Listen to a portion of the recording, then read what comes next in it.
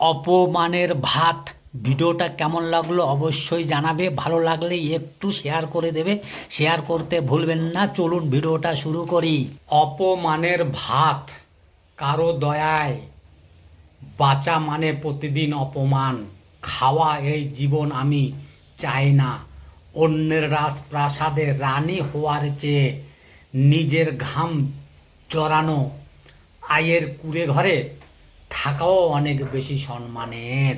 কারো দয়ায় বেঁচে থাকা মানে প্রতিটি নিঃশ্বাসে অপমান গিলে খাওয়া।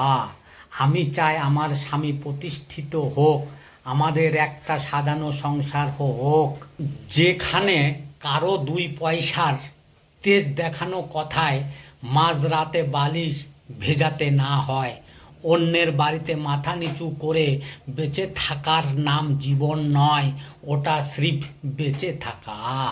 লোকেরা বলে সব মানিয়ে নাও, আর আমি বলি সব পাল্টে দাও। চোখের জল মুছে নিজেই সামর্থ্য দিয়ে এমন এক দুর্গ গড়ব, যেখানে ঢোকার আগে অবহেলা করা মানুষগুলোকেও অনুমতি নিতে হবে।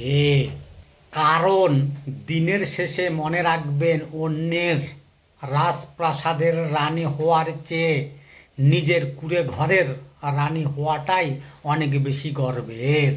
এই পৃথিবীতে সুখ খুব প্রয়োজন। ক্লান্ত মানুষগুলো প্রতিদিনই খোঁজে একটু স্বস্তির ঠিকানা।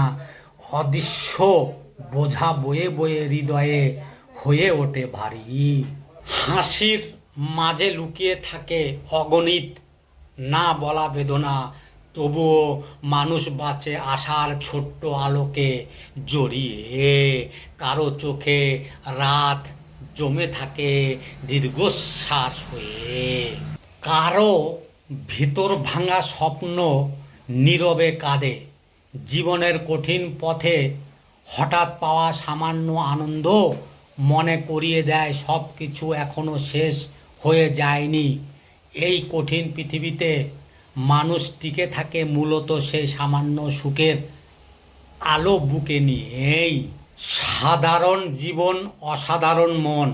আমি খুব সাধারণ একজন মানুষ। আমার চাওয়া পাওয়া খুব বেশি না। ছোট্ট ছোট্ট স্বপ্ন নিয়ে বাঁচতে শিখেছি। হয়তো আমার কাছে অনেক টাকা নেই, হয়তো সব ইচ্ছা পূরণ করার ক্ষমতাও নেই, কিন্তু আমার কাছে একটা পরিষ্কার মন আছে, যেটা কাউকে কষ্ট দিতে জানে না। আমি কারো সামনে ভালো সাজার চেষ্টাও করি না, পিছনে গিয়েও খারাপ কথা বলি না। কারণ আমি বিশ্বাস করি মানুষের আসল পরিচয় তার ব্যবহারে, তার চরিত্রে, তার হৃদয়ে। আমার ভুল হতে পারে, আমি অনেক সময় হেরে যেতে পারি, কিন্তু আমি কখনো বিশ্বাসঘাতক হতে পারবো না। কারণ দিনের শেষে যখন সবাই চলে যায়, তখন নিজের সাথে নিজের লড়াইটাই আসল হার।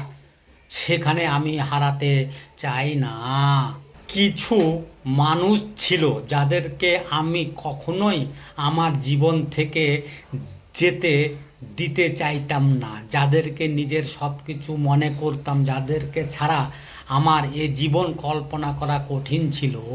কিন্তু একটা সময়ের পরে অনুধাবন করলাম, এমনটা শুধু আমি অনুভব করি, তাদের জীবনে আমার বিশেষ কোনো গুরুত্ব নেই। আমি তাদের জীবনের অন্যদের মতনই অতি সাধারণ।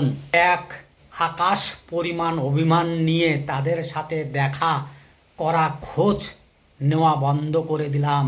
আশ্চর্যের বিষয়, দিনের পর রাত, সপ্তাহের পর মাস, এমনকি বছরের পর হতে চলল, অথচ আমার কথা তাদের মনেই পড়ল না।